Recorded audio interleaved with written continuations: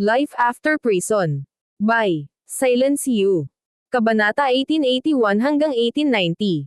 Habang nakasakay sila sa airship, natulala sila at nabigla sa kanilang nakikita. Sa pagtatansya ng eyeball, ang lawa ay halos 2 hanggang 3,000 ektarya ang laki. Akala ng lahat ay nasa langit sila habang nakikita kung gaano ito kahanga-hanga. Oh my gosh! Ang espiritual na enerhiya ng langit at lupa sa lugar na ito ay 100 beses na higit pa kaysa sa kung saan tayo nanggaling.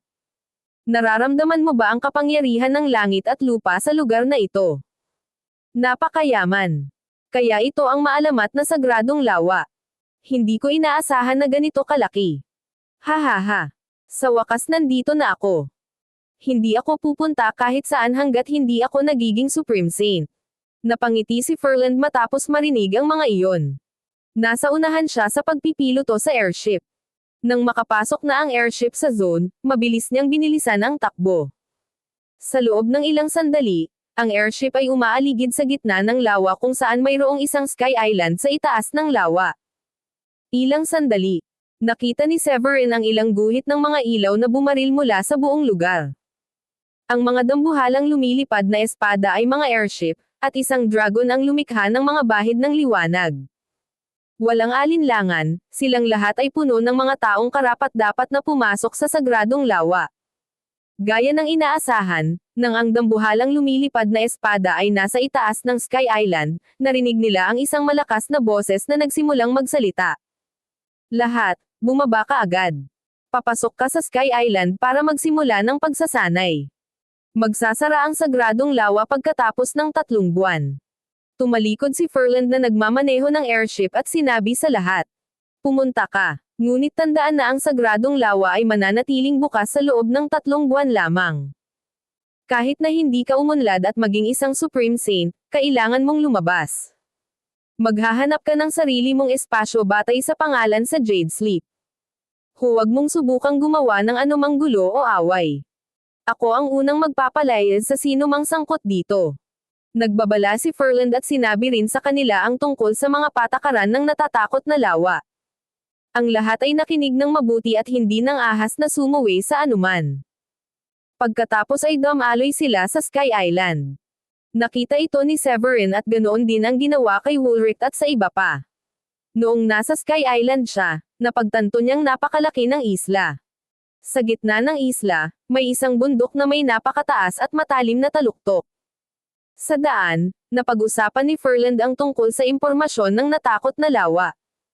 Natuklasan ito kasama ng Grundy Uno at iba pang malalaking sekta. Sa una, ito ay isang bagay na katulad ng isang maliit na lihim na kaharian na inilagay sa ibabaw ng lawa na ito. Kaya, ang islang ito ay orihinal na lihim na kaharian.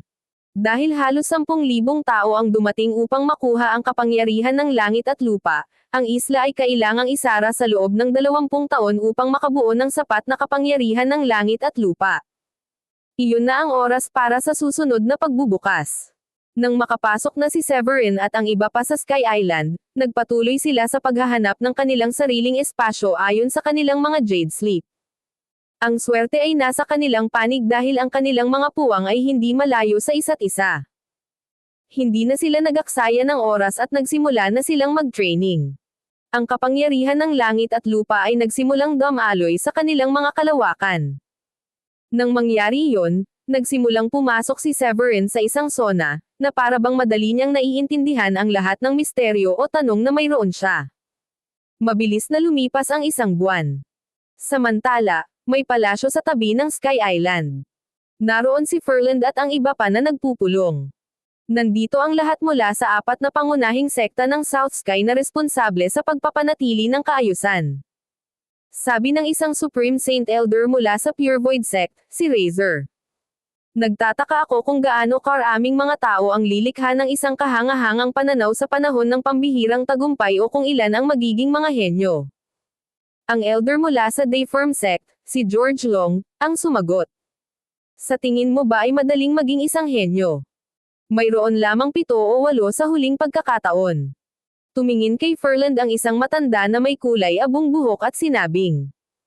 Hoy, Furland, narinig ko na mayroong isang henyo mula sa Nonto City. Seryoso bang natalo ng lalaking iyon si Thorold mula sa Dayform sect at si Jangar ang Master Swordsman mula sa Pure Void sect? Ang Marver sect ay isa rin sa pangunahing apat na sekta. Bilang matanda na may pananagutan sa pagpapanatili ng kaayusan sa pangalan, tanong ni Dorothy. Seryoso. Si Thorold at Jangar ay kilala bilang pinakamalakas na tao. Narinig ko na si George Long mula sa Dayform sect ay talagang gusto si Jangar. Mataas ang inaasahan niya kay Jangar. May nakatalo ba talaga sa kanila? Ang Dayform sect at ang Pure Void sect ay galit na pinag-uusapan ang kanilang kasawian. Humalakak si Ferland. Oo, totoo. Patuloy na tanong ni Dorothy habang nakakaramdam ng pagkagulat. Malakas din siguro ang lalaking iyon. Siguro kung magiging Supreme Saint siya sa pagkakataong ito. May mangyayari bang phenomenal vision? Galit na ngumuso si George. Sa tingin mo ba ay nasa lahat ng dako ang mga henyo? Hindi ganoon kadali. Umiling si Ferland.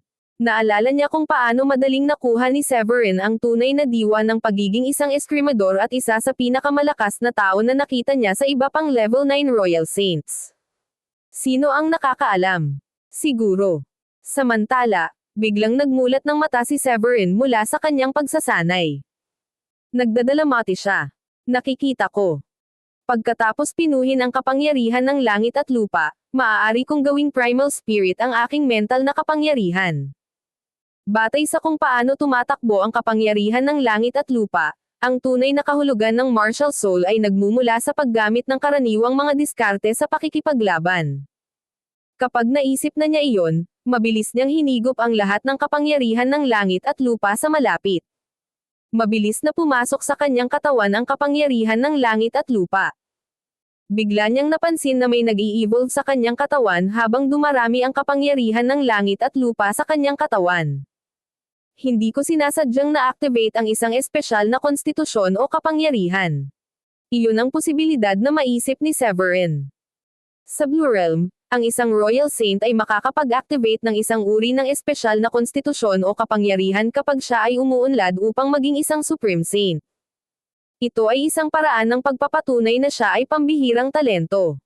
Hindi nagtagal, isang kahangahangang pangitain ang lumitaw sa itaas ng sagradong lawa at kumalat sa malayo na maging ang lupa ay namuo at naging primal spirit. May magulong banal na liwanag na tumataas mula sa kanyang katawan at ang banal na kasulatan ng pilosopiya na nag-uugnay upang maging itong nagliliyab at nakasisilaw na liwanag. Ang kalangitan ay may makapal na daloy ng enerhiya na lumilitaw na dahan-daang nabuo sa mga gintong lotus na dahan-daang bumaba sa isla na parang ulan. Ang Aurora Borealis ay lumitaw sa buong kalangitan ng South Sky. Nakuha nito ang atensyon ng mga manlalaban. Nakalok sila sa phenomenal vision at nagulat sila. Nagulat ang lahat at maraming tao ang nagsimulang gumawa ng mga ligaw na hula kung bakit nagkaroon ng phenomenal vision. Ano? Ang mga gintong lotus ay lumitaw sa hangin at bumagsak na parang ulan. Sino ang may pananagutan sa paglikha ng kamangha-manghang pangitain na ito? Mukhang nagsimula ito sa sagradong lawa. Dahil ba may isang napakahusay na Royal Saint na nagiging Supreme Saint? Imbestigahan mo yan. Ubusin mo na yan. Dapat kong isali ang lalaking ito sa Dayform sect. Ang mga tao ay nagsimulang masabik tungkol dito at sabik na i-recruit ang tao sa kanilang mga sekta. Kasabay nito, ang iba na nagsasanay din sa sagradong lawa ay nag-ambala rin ng kahangahangang pangitain. Pinanood nila ang banal na kasulatan ng pilosopiya na nag-uugnay sa takot. Ang ilan sa mga nakababatang disipulo ay biglang at pilit na nagising mula sa kanilang pagsasanay na naging sanhi ng kanilang pagdurusa sa panloob na pinsala. Sino ang nagiging Supreme Saint? Nakakabaliw ang phenomenal vision na ito. Masyadong nakakatakot ito. Nagdurusa ako ng internal injury habang tinitingnan ko pa lang ito. Ang primal spirit na kakakondensed ko pa lang ay nagkapira-piraso. Karamihan sa kanila ay gulat na gulat at gulat na gulat. Samantalang, wala na ang nakamit at resulta ng mga mahihinang tao na nagsanay sa loob ng maraming taon. Napansin din ni Ferland at ng iba pang malapit sa Sky Island ang phenomenal vision. Nagulat din sila. Isinilang ang isang henyo. Sa pagtingin sa kahangahangang pangitain na ito, tiyak na naisaaktibo niya ang isang espesyal na konstitusyon o kapangyarihan. Sa palagay ko ay hindi ganoon kadali. Narinig ko lamang na isang partikular na uri ng espesyal na konstitusyon ang maaaring magdulot ng isang kahangahangang pananaw na kasing baliw ng isang ito. Ang mga naroon kasama si Ferland ay alinman sa Supreme Saint o Paragon. Sila ay may malawak na kaalaman at alam ng higit sa maraming tao. Mula sa kanilang pananaw, kakailanganin lamang ng isang partikular na uri ng espesyal na konstitusyon upang maalis ang kahangahangang pananaw na nakikita nila ngayon. Sa Blue Realm, maraming espesyal na konstitusyon. Halimbawa, ang Constellation Constitution, ang Ancient Bloodline Constitution, at ang Fairy Constitution. Gayunpaman, ang espesyal na konstitusyon ay maaaring ikategorya sa tatlong magkakaibang kategorya, katulad ng Spirit Constitution, Element Constitution, at Divine Constitution. Ang isa pang Spirit Constitution ay ang Sword Spirit na mayroon si Jangar. Iyon ang dahilan kung bakit malapit na niyang maunawaan ang sword will sa murang edad at ipinakita ang mga dakilang katangian ng isang eskrimador. Ang Spirit Constitution ang pinakamaliit sa tatlo. Gayunpaman, hindi iyon nangangahulugan na ang sinuman ay madaling magkaroon nito. Maaaring isa lamang ang mayroon nito sa 10,000 tao. Ang Element Constitution ang pangalawang pinakabihirang. Ang mga pangunahing disipulo ng pangunahing apat na sekta sa South Sky ay nagtataglay ng Element Constitution. Kung hindi sila mamamatay sa isang labanan, tiyak na maaari silang maging isang malakas na pinuno na may pagkakamit ng isang Paragon. Ang Thunderbolt Constitution Thorold ay kabilang sa kategoryang ito. At iyon ang dahilan kung bakit siya ay isa sa mga pinakasikat na henyo sa Dayform sect. Minsang sinabi sa kanya ng isa sa mga elder niya na malaki ang tsansa niyang maging Paragon at hindi iyon kadaldalan. Gayunpaman, mayroon lamang ilang Divine Constitution sa South Sky dahil ito ang pinakabihirang sa lahat. Ang sinumang nagtataglay nito ay ang pinakakatangi-tanging tao sa South Sky. Nanlaki ang mga mata ni Dorothy habang iniisip ang mga iyon. Nakatingin siya sa Sky Island habang nahihirapang paniwalaan ang kanyang nakikita. Samantala, sinubukan din niyang lingunin ang lahat para mahanap ang naging sanhi ng phenomenal vision. Kahit ang isang level 9 Supreme Saint na tulad niya ay nakaramdam ng pressure habang nakatingin siya sa divine light na pumapatak mula sa Sky Island. Kaya naman, mabilis siyang tumigil sa pagtitig at napasigaw. Tiyak na may nag-activate ng kanyang Divine Constitution. Nagulat si Ferland at ang iba pa sa narinig. Alam nila na si Dorothy ay isang palakaibigang tao ngunit siya ay may mataas na kakayahan at isang pares ng mga mata na nakakakita sa maraming beses. Sa makatuwid, hindi siya maaaring magkamali sa kanyang sinabi. Si George, na napaatras dahil sa gulat ay pinaikit ang kanyang mga mata at mukhang nasa sabik. Dapat isa siya sa mga miyembro ng Dayform sect. Gayunpaman, tumalikod si Razor. Mr. George, nananaginip ka siguro. Sa tingin mo ba hindi ito maaaring maging miyembro ng aking sekta? Si Ferland na kanina pa nakasubaybay sa phenomenal vision ay may naramdamang pamilyar na pamilyar. Nag-isip siyang mabuti na hanapin ang sagot sa kanyang memorya upang mahanap ang pinanggalingan. Biglang napunta ang isip niya kay Severin. Hindi. Siya yon. Kahit na medyo nagulat, malaki ang pag-asa niya kay Severin. Sa paligsahan, natalo ni Severin sina Jangar at Thorold. Siya ay may malakas na kapangyarihan sa pakikipaglaban sa murang edad at isang mas mahusay na kasanayan sa eskrimador kaysa Jangar. Bago ito, naisipan na niyang i-recruit si Severin sa Grundy Uno sect. Gayunpaman, hindi nang ahas si Ferland na tiyaking si Severin iyon. Umiling siya at sinubukang tingnan. Kanina lang sabi ni Razor yung nakikipagtalo kay George.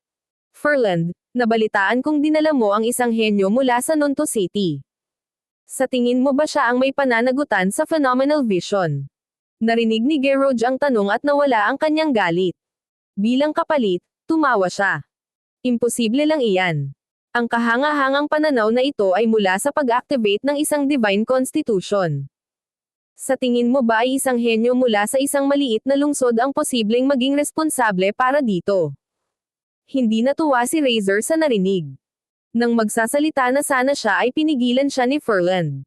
Sa sandaling ito, hindi siya sigurado kung sino ang nag-activate ng Divine Constitution.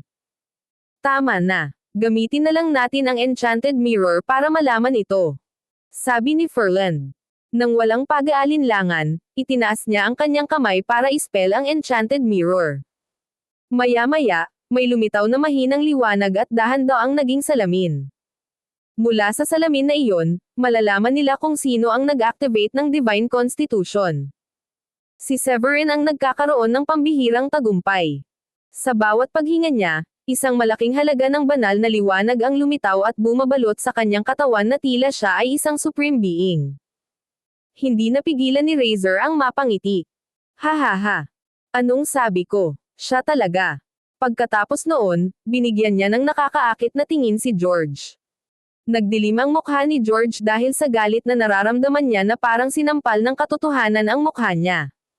Ngumuso siya pabalik kay Razor na patuloy sa pang-aasar sa kanya.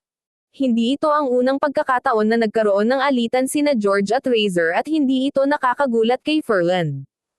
Tumingin siya sa Enchanted Mirror at nasasabik siya dahil hindi niya inaasahan na si Severin pala ang nag-activate ng Divine Constitution.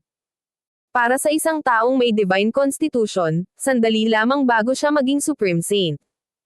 Ano ba? Naniniwala pa siyang may posibilidad si Severin na maging isang celestial na nilalang.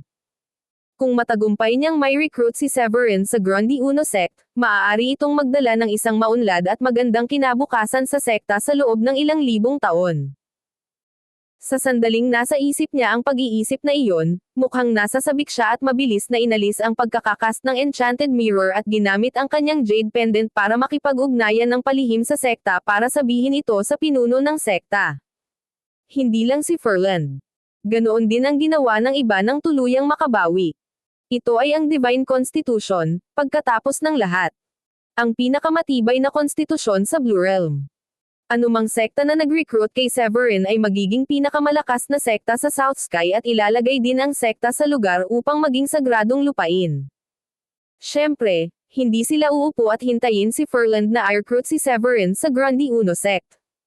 Ang First Mountain ay matatagpuan sa Grundy Uno Sect. Ang sekta ay nagtayo ng isang engranding palasyo sa impormasyon mula sa Furland. Ano? May taong nag-activate ng Divine Constitution sa sagradong lawa ngayon. Gulat na gulat niyang sigaw. Hahaha. Magaling, Furland.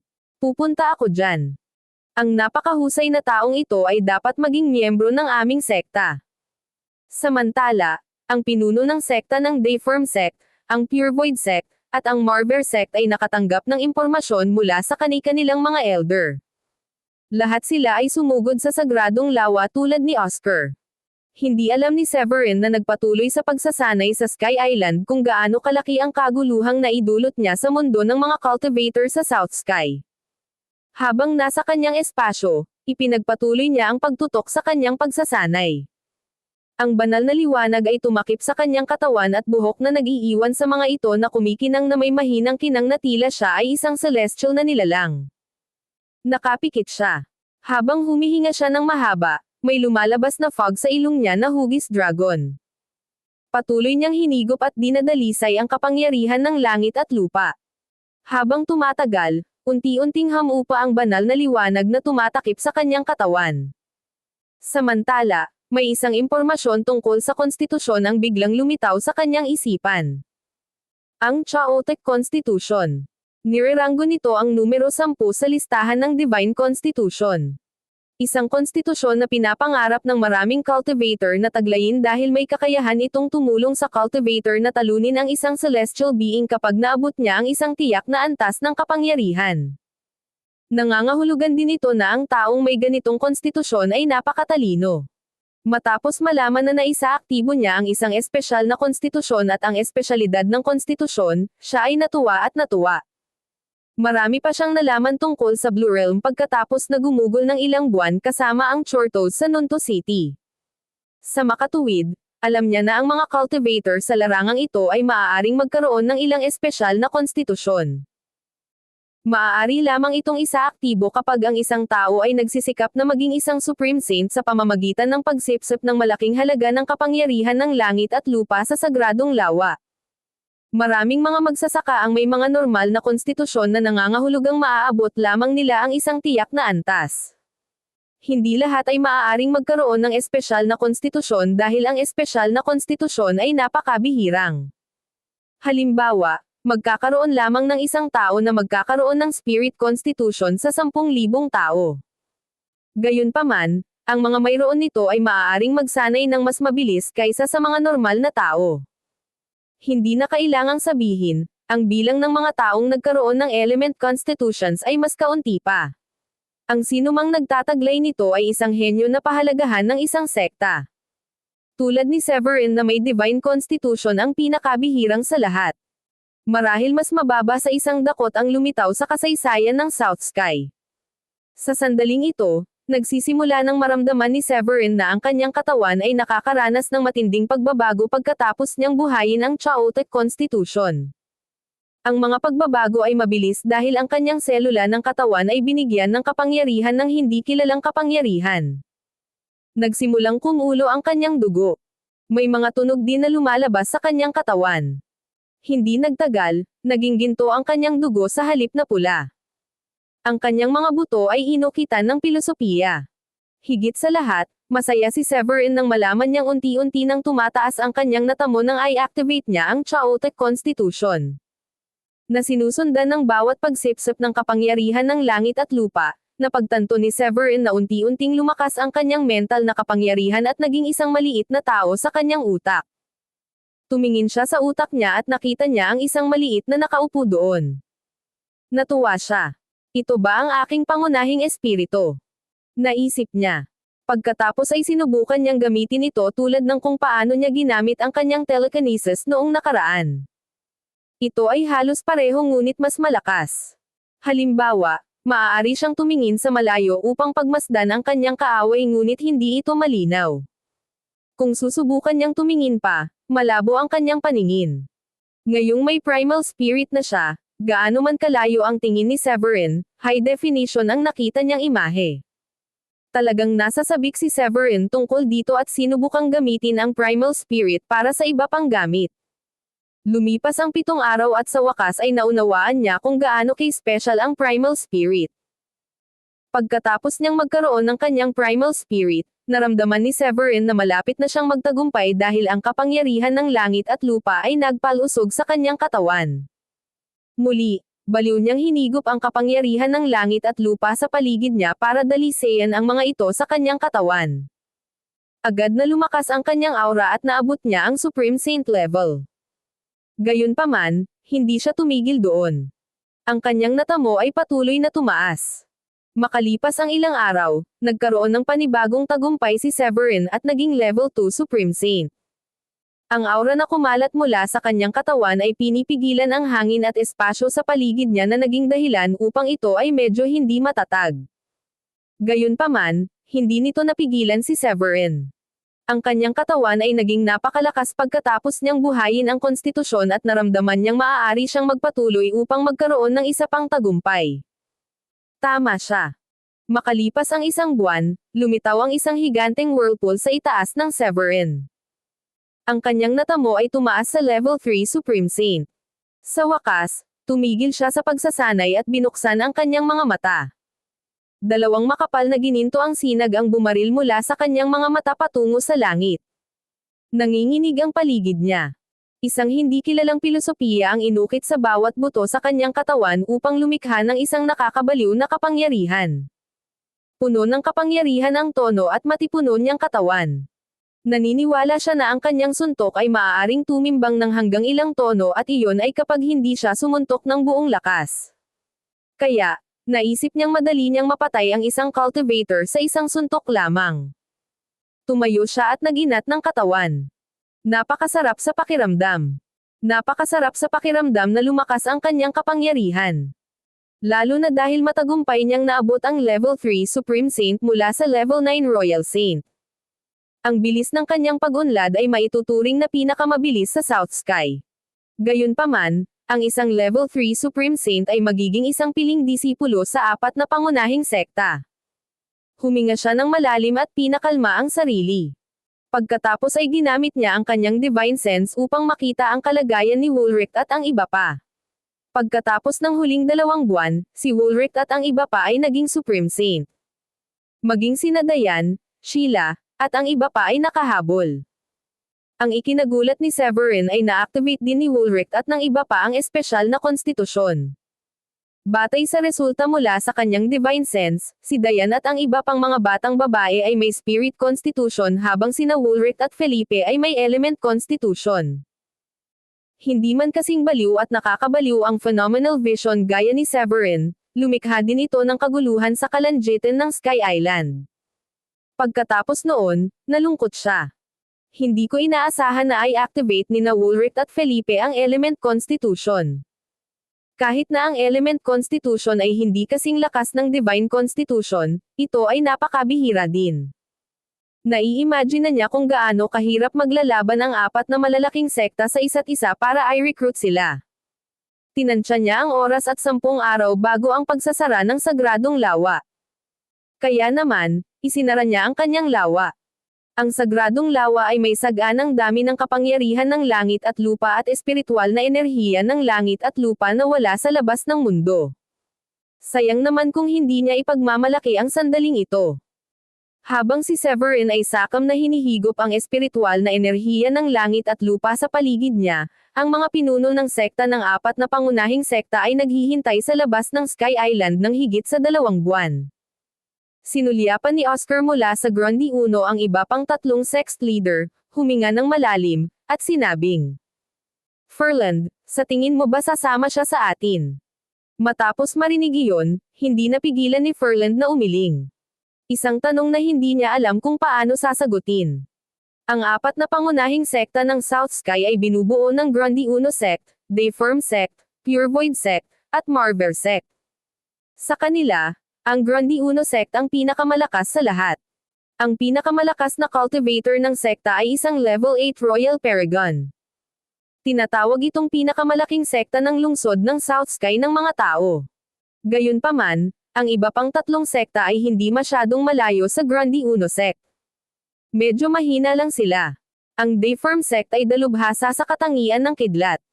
Mayroon silang mahusay na mga diskarte sa pag-iilaw. Ang pinuno ng sekta, si Jason Vega, ay isang level 6 Royal Paragon.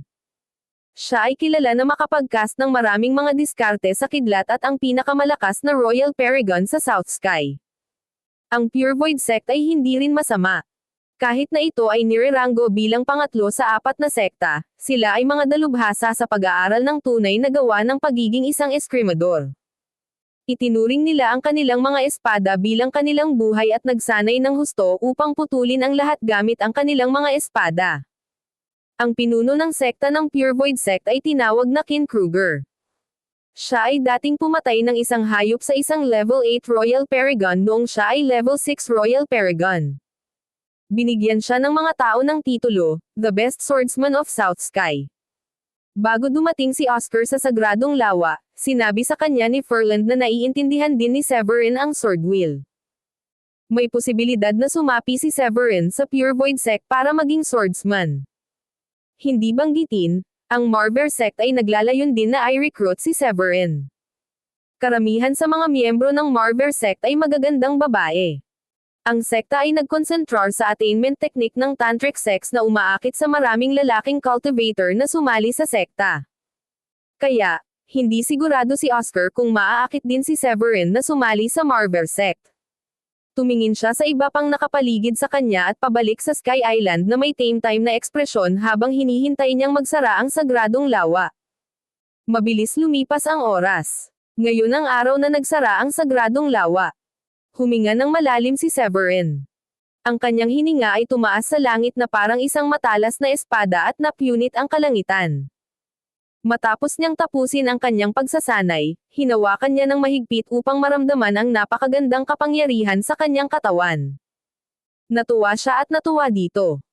Pagkatapos ay tumingin siya sa kanyang energy core. Ito ay medyo tulad ng Milky Way at malakas tulad ng tubig sa karagatan. Bulong niya sa sarili. Ang aking katawan ay nagbago ng husto at nararamdaman ko ang kapangyarihan na mayroon ako. Sa huling bahagi ng kanyang pagsasanay, hindi niya nagawang umunlad sa level 4 Supreme Saint. Gayunpaman, pagkatapos pagsamahin ang kapangyarihan ng langit at lupa, naabot na niya ang pinakamataas na yugto ng level 3 Supreme Saint. Kaunti na lang ang kailangan niya para maging level 4 Supreme Saint. Higit sa lahat, sa wakas ay naunawaan na niya kung gaano nakakatakot at nakakabaliw ang magkaroon ng Divine Constitution ngayong taglay na niya ang Chaotic Constitution. Pagkatapos ng reformasyon ng kanyang dugo, ang kanyang katawan ay kasing tigas ng kaliskis ng dragon. Anumang espiritual na sandata sa ibaba ng antas 5 ay hindi tumagos sa kanyang katawan. Ang kanyang katawan ay napakatigas at mas malakas kaysa dati. Ang pinakamahalaga, ang bilis ng kanyang pagsasanay ay mas mabilis din kaysa dati. Habang siya ay huminga ng isang huling malalim na hininga, kumalma siya at naglakad palabas ng kanyang espasyo. Maraming tao ang naghihintay sa kanya sa labas. Alam ni Woolrich at ng iba pa na ngayon ang araw ng pagsasara ng sagradong lawa at natapos na ang kanilang pagsasanay kanina. Lumabas si Severin at nakita sila.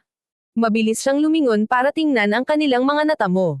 Si Celine na level 2 Royal Saint pa lang nang pumasok sa takot na lawa ay naging level 5 Royal Saint. Maliban sa kanya at kay Rory, ang iba ay naging Supreme Saint. Kabilang sa kanila, sina Woolrich at Felipe na nag-activate ng Element Constitutions ang unang naging level 2 Supreme Saints. Ang kanyang mga asawa na may mga konstitusyon ng espiritu ay hindi rin masyadong masama. Naabot na nila ang peak stage ng level 1 Supreme Saint at naghihintay ng susunod na pambihirang tagumpay para gawin silang level 2 Supreme Saints. Tumawa si Woolrich nang makita si Severin. Hoy, Severin, ikaw ang pinakamagaling sa atin. Naging level 2 Supreme Saint ka na ba? Noong nasa Sky Blue Sect sila, personal niyang nasaksihan kung gaano kabaliw ang pag-unlad ni Severin sa maikling panahon. Sa pagsasanay na ito, isinaaktibo niya ang Element Constitution, ang Ancient Armor Constitution noong siya ay naging Supreme Saint. Sa tulong ng konstitusyon, lalo pa siyang umunlad at naging level 2 Supreme Saint sa pagtatapos ng pagsasanay. Kahit sino ay may inggit kung gaano kabilis ang kanyang pag-unlad. Nasa peak stage na ako ng level 3 Supreme Saint. Sagot ni Severin habang nakikita kung gaano kasaya si Woolrich. Natigilan si Woolrich na nagsusuklay ng bigot at nagtatakang tumingin kay Severin. Anong sabi mo? Ang peak stage ng level 3 Supreme Saint. Naging level 2 na ako pagkatapos ay activate ang Element Constitution. Paano ka mabilis na umunlad? Sabi niya na parang naguguluhan. Bigla na lang siyang may naalala at nagtanong.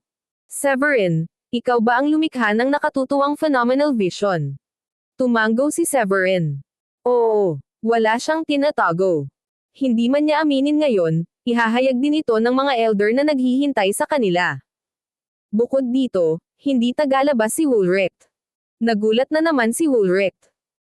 Ang kahangahangang pangitain na nangyari ay mas malakas at mas nakakabaliw kaysa sa panahon na kanyang isinaaktibo ang kanyang Element Constitution na nangangahulugang ang konstitusyong isinaaktibo ni Severin ay ang pinakamatibay at pinakabihirang konstitusyon, ang Divine Constitution. Siya ay tinamaan ng isa pang pagkabigla nang siya ay dumating sa conclusion ngunit hindi niya sinabi sa iba. Nang makabawi siya, natuwa siya. Ha ha ha. Mabuti. Ikaw talaga ang pinakamagaling sa amin.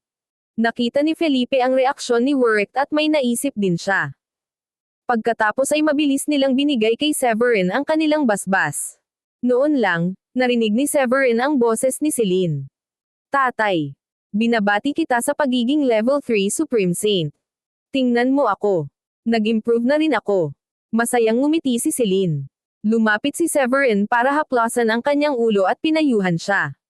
Celine, alam kong level 5 Royal Saint ka na ngayon pero tandaan mo hindi ka dapat maging mayabang.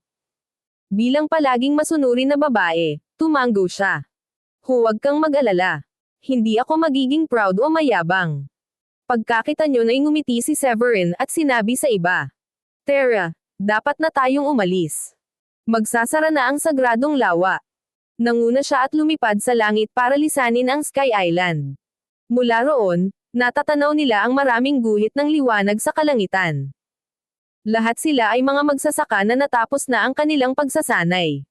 Habang ang lahat sa isla ay umalis sa isla, ang isla ay unti-unting nawala sa kanilang paningin. Nang walang kalan-alam, may 5 tao na papunta kay Severin. Ang pinuno ng grupo ay sina Ferland at Oscar. Nang makita kung paano siya pinupuntirya ng lahat, naisip niya kung ano ang nangyayari. Napangiti siya. Hi, Sir Furland. Tumawa ng malakas si Furland. Mabuti. Pagkatapos ng maraming taon, sa wakas ay may isa na namang tao na may divine constitution na lumitaw sa South Sky. Lalong nahuhulog ang loob niya kay Severin. Mula pa noong una niyang nakilala si Severin sa Nunto City, napapansin na niya si Severin matapos talunin ni Severin si Jangar. Sa oras na iyon, nagsimula na siyang mag-isip na dapat niyang i-recruit si Severin para maging miyembro ng Grundy Uno sect. Noong una, gusto niyang subaybayan ng mas matagal upang makita kung gaano kalaki ang maaaring pagbutihin ni Severin pagkatapos makapasok sa sagradong lawa. Isang malaking sorpresa ang ibinigay sa kanya ni Severin. Hindi maipahayag ni Furland kung gaano niya kagusto si Severin. Tinuro niya ang paligid niya at sinabing, tumingin ka sa paligid. Ang mga pinuno ng sekta mula sa 4 na pangunahing sekta ng South Sky ay narito upang makita ka. Pagkatapos noon ay ipinakilala niya sila kay Severin. Sa tabi mismo ni Furland ay isang matanda na may kulay abong buhok.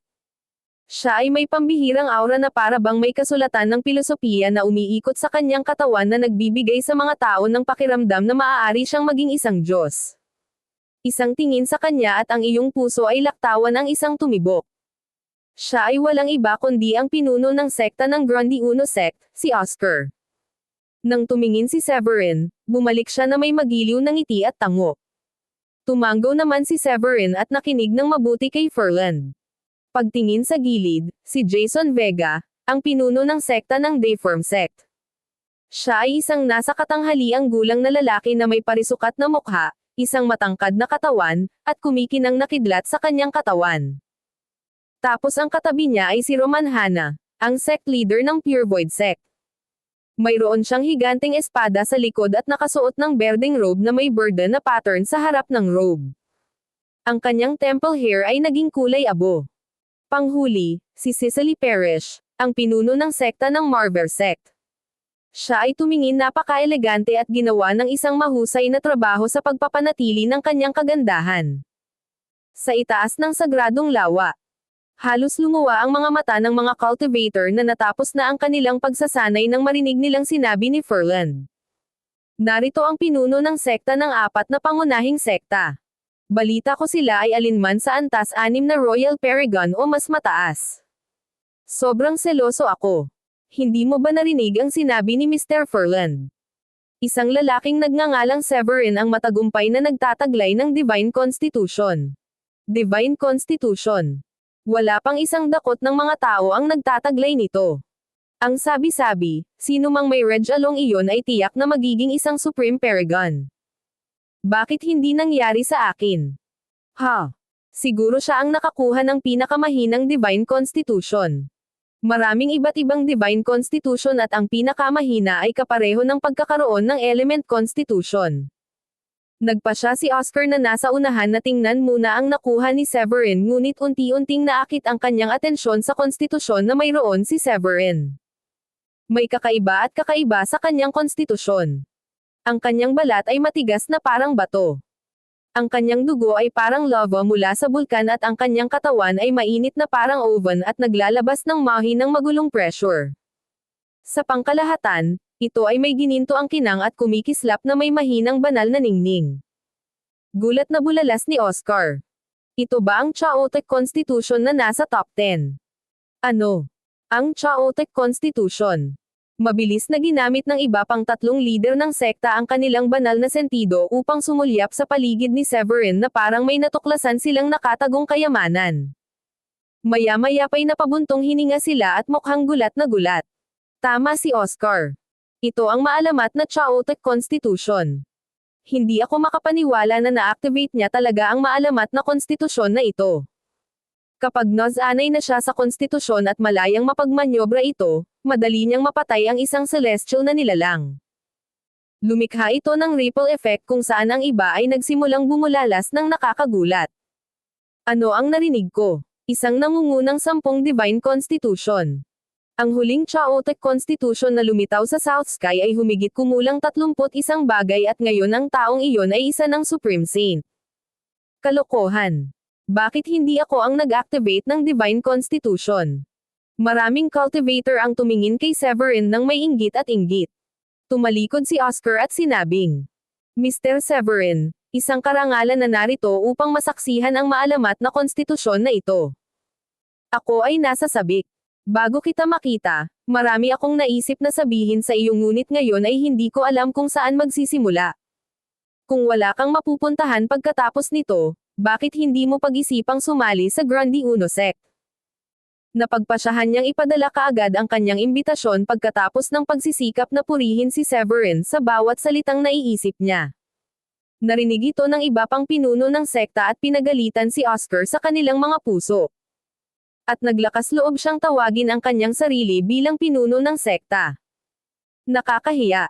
Nakakahiya talaga na maging isang South Sky cultivator kasama niya. Ano man iyon, hindi sila Atriz o hayaang si Oscar lamang ang magre-recruit kay Severin.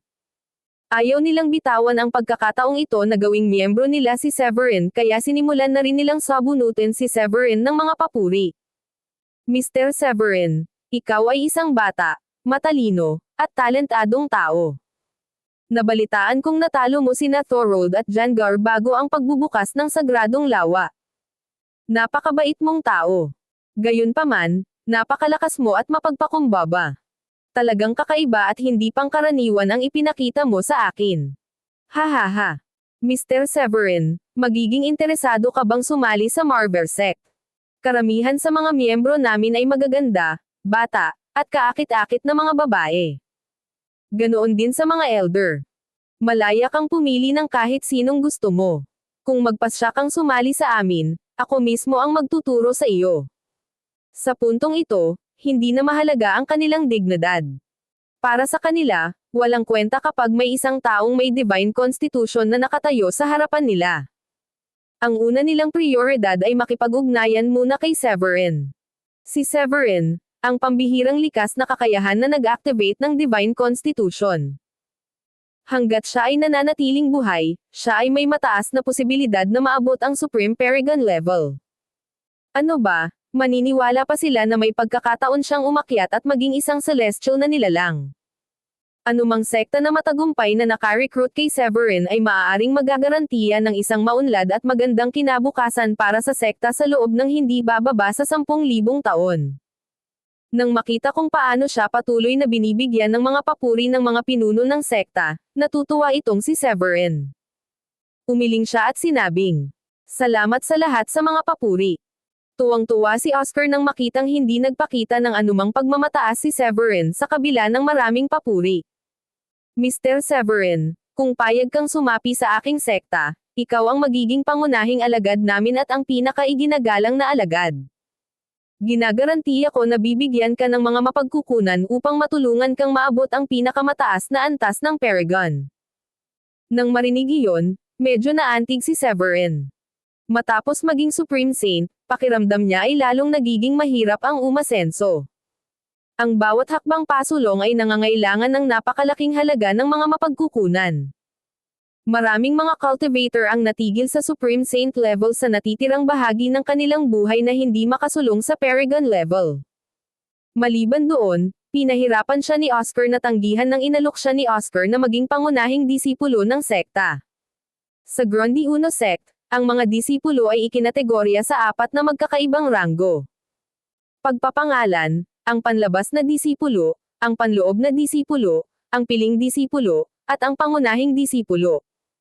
Kung ang isang pangunahing disipulo ay may anumang problema sa kanyang pagsasanay, maaari siyang makakuha ng payo mula sa pinuno ng sekta o sa Grand Elder. Ang pangunahing disipulo ay mayroon ding napakalaking pakinabang na naiiba kaysa sa ibang mga disipulo. Hindi lamang ang pangunahing disipulo ay maaaring pumili ng anumang lugar na tirahan sa sekta, ngunit ang pangunahing disipulo ay maaari ring pumili ng pinakamataas na ranggo ng diskarte sa pagtatamo at diskarte sa pakikipaglaban, at ang pangunahing disipulo ay bibigyan ng 6th grade pills. Gayunpaman, hindi nagmamadali si Severin na tanggapin ang imbitasyon sa kabila ng mukhang tuwang-tuwa si Oscar at naghihintay sa kanyang sagot. Dahil alam niya na ang ibang mga sekta ay mag-aalok ng walang mas mababa kaysa kay Oscar. Gaya ng inaasahan, Hindi nag-aksaya ng oras si Cicely at sinamantala ang pagkakataon nang matapos magsalita si Oscar. Kumandat siya at sinabi ng malumanay. Mr. Severin, sa tingin ko hindi ko na kailangang sabihin sa iyo kung gaano kasarap kung sasali ka sa sekta namin. Kung magpasya kang sumali sa sekta ko, bibigyan kita ng Star Grade Attainment Technique at Combat Technique, 10 6th Grade Alchemical Pills, at isang medium rank spiritual weapon. Nagulat si Oscar at ang iba pa sa narinig. Isang napakagandang alok ang ipinakita ni Cicely. Naramdaman ni na Jason at Roman ang pressure at natatakot silang tanggapin ni Severin ang alok at sumali sa Marver sect. Mabilis na nag-propose si Jason. Mr. Severin, kung handa kang sumali sa aking sekta, bibigyan din kita ng mga alchemical pills para sa 6th grade pill, medium rank spiritual weapon, at star grade attainment technique. Para sa iyong kaalaman, ang Dayform concept ang pinakamalakas na combat technique na mayroon ang aming sekta. Ito ay isang star grade medium rank combat technique. Kapag natutunan mo na ito, maaari mong gamitin ang kidlat at kulog para manakit at sirain ang kahit ano. Ginamit ni Roman ang kanyang matatalim na mata para tingnan si Severin at sinabing, Mr. Severin, nabalitaan kong isa ka ring swordsman at nakuha mo na ang sword wheel na isang napakabihirang bagay sa iyong edad. Ang Pure Void Sect ang lugar para sa bawat swordsman. Mayroon kaming Great Infinite Sword Act. Kapag natutunan mo na ito, maaari mong hatiin ang langit at lupa sa kalahati sa pamamagitan lamang ng isang sword attack. At ikaw ay magiging invincible. Kung sasali ka sa aking sekta, ako ang magiging guro mo at bibigyan ka ng lahat ng resources na kailangan para gawin kang level 5 Paragon. Determinado si Roman na akitin si Severin sa kanyang sekta. Naiinggit ang mga cultivator na iyon sa kung paano nag-aaway ang mga pinuno ng sekta para lang imbitahan si Severin sa kanilang sekta. Hinihiling din nila na sana ay maging katulad din sila ni Severin. Bakit napakalaki ng pagkakaiba ng bawat tao? Ganito pala ang pakiramdam ng maging isang henyo. Inalok na maging pangunahing disipulo at matuto ng direkta sa ilalim ng pinuno ng sekta. Ang kailangan lang gawin ni Severin ay tanggapin ang alok at bibigyan siya ng mga alchemical pills sa ika-6 na baitang, maraming training resources, at isang spiritual weapon. Hindi lang iyon. Nabanggit din ng pinuno ng sect ng Pure Void Sect na hindi kailangang mag-alala si Severin tungkol sa mga training resources na kailangan niya para makaakyat sa level 5 Paragon. Bakit hindi ako ang nag-activate ng Divine Constitution?